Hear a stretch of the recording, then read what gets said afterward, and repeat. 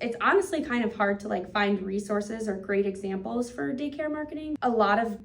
I would say the majority of daycares are probably smaller businesses, and so they do have kind of like a small marketing team or initiative, and so you really kind of have to like look at the bigger guys for examples. And I wouldn't say that I necessarily look at these like, you know, giants in the daycare industry and be like, I want to be exactly like that. I think I use it just to kind of get an idea of where the competitor is going, but then, you know, look at it and say, how can I do it different? How can I do it better? You've taught me a lot about SEO. How somebody would get started with SEO is you're going to want to do keyword research. And once you have that list, you want to use that stuff to create your content.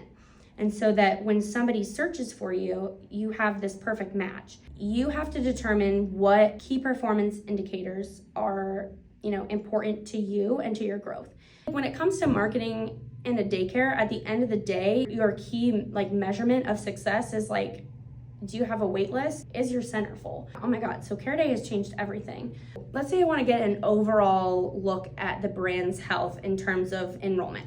I can just run a report for 17 schools at one time, and I can see like, you know, how many tours do they have scheduled? How many tours, you know, have already toured? Where are they at in terms of the funnel? I can look at whether or not they converted. I have actual data to look at now that I can access in an instant across any city to figure out where I need to spend the marketing dollars, where I need to, you know, run the ads.